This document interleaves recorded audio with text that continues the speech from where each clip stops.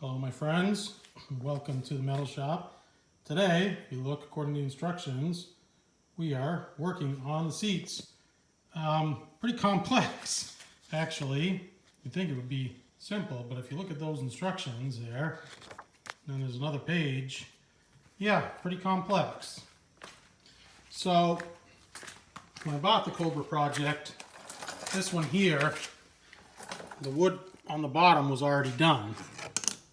So it looked just like this. And what you're doing, it's not really rocket science. You're just sandwiching a piece of 3/8 plywood on the bottom, on the top. The seat tracks bolt on using carriage bolts. You have to use carriage bolts because you don't have that square on the inside of the head that fits in the track, fits in that type of square right there. And we're going to use carriage bolts going down to mount them through the floor. But if you remember, a common theme here in picking up someone else's project is you have to check their work. The seat tracks were mounted opposite each other. This was on this side and this was on this side. And I wasn't sure exactly how it was supposed to go. And I went and looked at the factory seats from my Mustang, which are in the basement. And the lever is located in the same spot on both the driver's side and the passenger side seat. So if you're sitting with your butt in the seat, it's on the left-hand side. That's just the way it's supposed to be in order for you to operate it properly. And only one track is adjustable, the other one is just free sliding. And curiously, they want you to use 1.5-inch carriage bolts that poke through here and then trim them off. And when I picked up carriage bolts at the hardware store today, I'm looking right at the 1.25-inch carriage bolts in the bin. And I'm like, why don't we just use 1.25-inch? But no, I did the same thing on this side. And you use wood screws here, self-tapping kind of wood screws. And that's just to mount this top piece to the fiberglass shell and not all the way through. So anyway, got mine done and quite honestly did a much better job than the original one. And I started marking out according to the instructions. You know, you come 4 inches back here from this line, come out, you come 5 inches off the center cowl here, whatever you want to call it, the center of the tunnel. You make a line and draw a square. I don't know if you folks can see that. And 9 3/4 inches apart, 11.5 inches this way. And I'm looking at the seat here, and I measured the distance between the holes here and the track. Sorry, it's trying to fall. And it's not 9 3/4. The seat tracks, not only were they reversed, flipped, and everything else, they're mounted almost 1/2 inch too far apart. Not the end of the world, but thankfully I didn't just drill the holes in the car on spec, and that way I'll use the lesser quality seat here on the passenger side, and I'll drill the holes to match up to where this guy put them, the guy I bought it from. And first order of business so we're ready to upholster at this point. And what we're going to do is, there's this welting here that you see. Why are we not focusing? It runs around the seat, and what that's for is so that the sharp fiberglass doesn't poke through the foam and the vinyl seat cover. And so you'll see this side is already done here, and you know, not rocket science. You put the welting on over the fiberglass edge, and then I found that quite honestly, this set of pliers really worked the best you crush this down, and it actually holds quite well around the outside of the seat there. I'm missing, there's supposed to be a welting, like an edge, the same type of thing that goes on here. So there may be a delay here before I start gluing on the foam, which is right there. So welting first, then we're gonna glue on that foam. Gotta come up with something here. This edge, I'm probably gonna peruse McMaster car and find something there. So you can join me then. All right, my friends, cool. All my friends, still working on the seats. We are in the basement of the metal shop here because it's probably close to 20 degrees cooler down here. So we are gonna have to put up with some noise from central air. Central air. Anyway, we're gluing the foam onto the seats. Did the passenger seat first, so I could work out any kinks, any bugs. Now this isn't, you know, super finicky. You want it to, you know, be decently on there, you know, straight without wrinkles, but it's not, you're not going to see it. It's going to be covered up by the seat cover, so as long as it's in place, you know, held in place where it needs to be, it's good. So, and I kind of ran into this where the edge is actually glued in place and just kind of flips up like this. Again, no big deal, because the cover is going to come down and be stapled on and hold this into place. And we ran it around the edge here. Kind of tough to see, popping off here a little bit in the back. Yeah, it's got, this is what it looks like. The foam here, over sitting here with my lawn tractor. So, you know, you glue this face, and you glue up in here, and you kind of fold it over. And I'm just using, what they recommend is the 3M spray adhesive high strength 90. I think they even name this. And you just got to be careful when you're putting it on, because you'll send strings flying past your desired area if you're not careful. Again, this isn't super rocket scientist. You spray this, you spray that, you wait a couple minutes, you push them together. It's contact adhesive. I used the paint on kind for the dash, which worked super well, but I don't think it's really necessary for foam to this. If I was, you know, if you're doing like a nice flat object, that's when you want to use the brush on stuff. Spray 90 works great for this. So let's get this one going. Cool. All right, so we're glued. You want to kind of hit this twice. The first coat will really sink into the foam. The second coat will kind of rest on the first coat. You only have 10 minutes total time. You'll see here I got this outside edge. 10 minutes working time total. So what they want you to do is you can feel it, and you can feel it, and it's tacky, but it doesn't pull a string away, and we're pretty close here. Then you're good to go. So I can't I can't be dilly-dallying here. I gotta shut this off. I can't film while I'm doing the monkey trying to fornicate with a round object while I'm doing this. Awesome. All right, so I got the blind nailing strips here and this trim piece put on. This was a giant pain. All right, whoever thought of this blind trim ribbon is every expletive in the book. This is impossible to use. You're supposed to be able to flip this out, hold it with your fingers, and get staples into it. I'm not even kidding. I probably got 1 in 10 staples to actually go into that channel. And if you don't have an electric stapler, just forget it. Give up now. You'll never get it. This is the passenger seat here. Came out like garbage. You see how wavy this thing is? You know, it looks kind of like a, you know, a bit of piping or whatever. You'll never see it. You know, whatever is what it is, no big deal. And on the bottom side here, they want you to use that blind trim ribbon. Not enough room for the seat tracks to get past the blind trim ribbon if you use it on the bottom side here. So I just stapled it. You know, you're never going to see it. You're gonna have the seat cushion here. This is going to be up against the floor. I mean, I'm just a perfectionist. You know, my best advice is, if you're doing this, buy seats. Having a professional upholsterer do it. I usually enjoy upholstery projects, but this is ridiculous. And they want you to use this blind trim ribbon all the way around this edge here, and on the base we're going to go all the way around using this blind trim ribbon on the base, which it's here on the underside. I don't know, maybe I'll figure out the trick to it, get some kind of tool in here that parts it so it's easier to staple. But this was just a massive PITA. You know what that stands for. All right, I suppose I need to take a break. I am frustrated.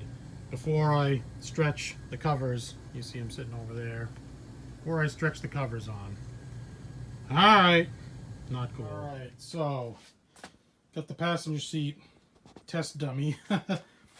Just have that back portion put on there. A couple of performance notes, and sorry, you know, that I didn't show you, but it was really nothing but brute force stretching and stapling. I did not end up using any of that blind trim ribbon. That impossible. It would have been 1000% impossible. Maybe if you had some kind of air-driven stapler and you were using, 3/8 inch staples or some giant staples, maybe, but going through this where it's foam, it's pleated here and it's got foam on the other side, it's way too thick. I never would have happened.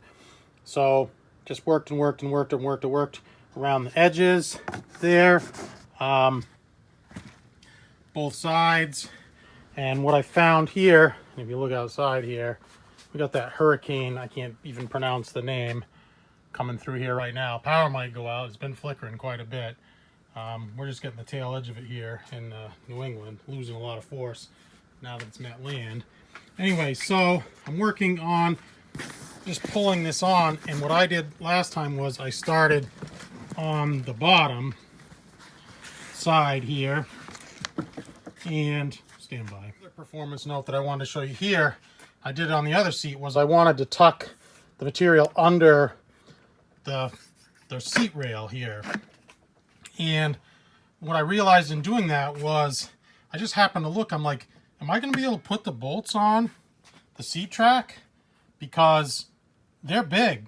They're 3 inches long in the front and 2 inches long in the back. Am I going to be able to get those on? So I go like so. Like, oh, okay. Yeah, I can get the bolt in here from the back. Go to the front. No dice. The seats both hit stops. They don't go far enough. So what I came up with was, and I tested this, I undid the bolts here to put the material to stretch the vinyl underneath. And you can see there, you can just see a little bit better light over here.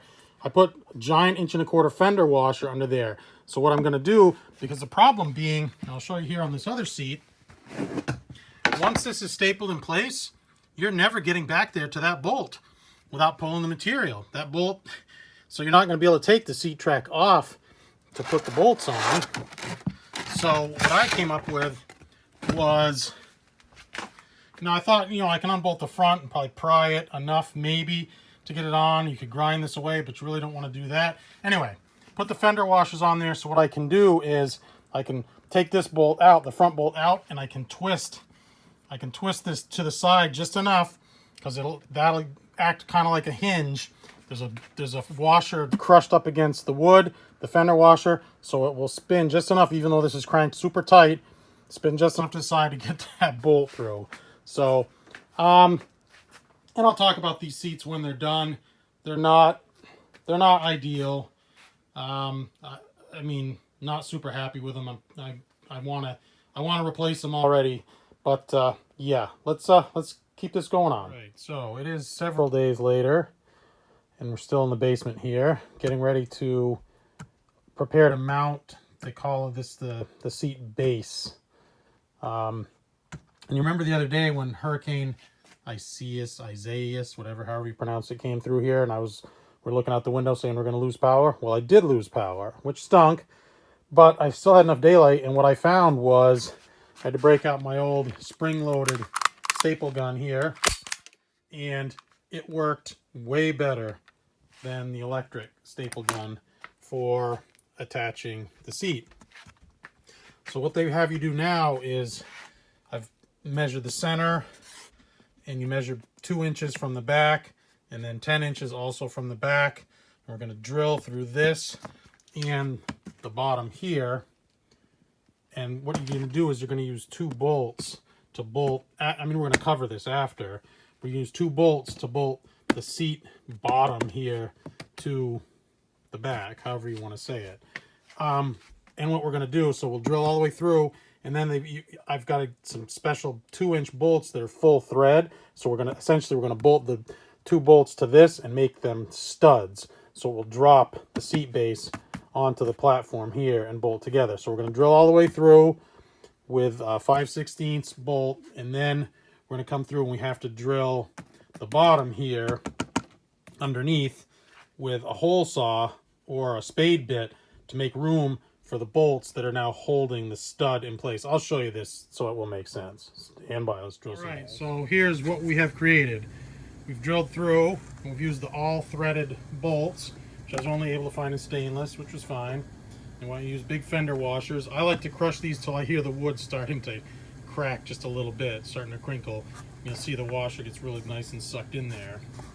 And we've drilled all the way through this and all the way through this, and then we've used the hole saw to make room for these bolts, which is kind of overkill because there's going to be upholstery on this edge here. There's upholstery here that's kind of creates a gap, but whatever. I've test fit this, it works, so we'll do this on for both the driver's seat, and we've done it here for the passenger seat. Passenger seat is my test dummy for everything. And then what we're going to do is we're going to upholster this, which shouldn't be a huge trick. Let's stand by one. So we're looking at the setup here, and I'm going to glue the foam to this just so that it won't move around. Here is your seat cover, and one of the things that I absolutely cannot stand is that they did this. The pleats should roll over the edge and go under. All the originals were like that. They went the extra mile. They went from those crappy perforated seats that you've seen in their early models that I got the seat covers for. They went to the nice pleats and just didn't, you know, this must have been easier, I guess. Whatever. So anyway, we're going to glue the foam to this. Then this just stretches over, and we staple gun it, you know, around the outside edge. If I have enough room, I'm going to try this. I may use this kind of this memory foam here towards the back. I've sat in it a couple of times, and I felt like I crushed this foam pretty easily. I'm pretty average sized, 190, 195 pounds, 6 foot, you know, pretty average sized man. So, you know, for comfort, I may try and add this again if we have room. Not rocket science here, so we'll glue the foam, stretch the cover, and we'll go from there. Oh, they want you to glue the foam on. Sorry, I said that for the third time. They want you to put the cover on and then staple it in 2 spaces, test fit it to make sure that your pleats line up. They want your pleats to line up. So they tell you that in the instructions. Don't worry about making them accurate at all. Just, you know, but we got to make sure that those pleats line up. Yeah, we'll see. All right, well, there it is. One completed Street Beasts seat. And a couple things I'm not super thrilled with. The way the plywood is poking out here. So what I did for the driver's seat is I took it to the shop. I got some woodworking tools, and I rounded these corners nicely with a jigsaw. I didn't hate it enough that I was willing to tear this thing apart, you know, pull the staples out and cut this. I could still. It's kind of a gap here in the back. Not thrilled with, but that's just kind of the way the foam sits. And if you'll notice, the pleats, it's off kilter just a little bit. And I did what they suggested. I stapled it on, I lined it up. But what happens is then when those studs line up, the seat base goes where it wants to go, and it went just a little bit wonky. So whatever, is what it is. Show you the underside here. So you can see here, just staple. Oh, sorry. This is the actual base. Here, this is the only part we can see. And, you know, we cut some slits in the corners and stapled it around. I was smart, and I did install these long studs into the tracks. I mean, I could, you know, it's just a pain. If I wanted to install these after, you unbolt the seat bottom and then twist these out, put them on. So I kind of thought ahead. Maybe it'll work. Maybe it won't. Anyway, I'm going to do the driver's seat. Hopefully it turns out a little better. I'll try and scooch the foam to the back a little bit. And I rounded those corners, so it'll turn out a little better than this one, we hope. And you can join me then. All right. There you have it. 2 roadster seats. They're not perfect. I did do a better job on the driver's side with the seat bottom here than I did on the passenger side. But if you see, it didn't really line up as well as I had hoped. But that's the nature of it, you know. If you're screwing on the base with giant studs, I was going to use Velcro. Their system seemed, I don't know, I followed the instructions anyway. Came out all right. Overall, I'm pretty happy. Most people wouldn't even know the difference. You know, an upholsterer would look at these and probably laugh. And a true Cobra enthusiast would be like, yeah, those aren't even close. But I did get a lot of extra padding in here. I use those Dick's Sporting Goods cushions, stadium seating cushions in the back. So these are overstuffed. They're going to be a lot more comfortable than just the crappy foam that came with the kit. Over real quick, what I used for tools here: 3M high strength spray adhesive, staple guns, lots and lots of staples. I used almost probably 75-80% of an entire box of staples. I found that the manual staple gun worked better than the electric. Drill bit, hole saw, utility knife, good sharp scissors, 1/2-inch socket and 1/2-inch wrench for mine because 5/16 bolts for everything. And that was important too, that I maintained everything the same to use those 5/16 stud to hold the seat bottoms in place. My wife's awesome purple and pink hammer that just lives here in the basement. C-clamp, screwdriver, blah blah blah. Anyway, there you have it. A couple of roadster seats. So you can guess what's up next. We are going to fit these into the car, and we're going to do 5-point racing harnesses. All right, my friends, thank you very much for watching. I truly appreciate your support. Please give me a like, give me a subscribe, hit me up in the comments. All right, take care, my friends.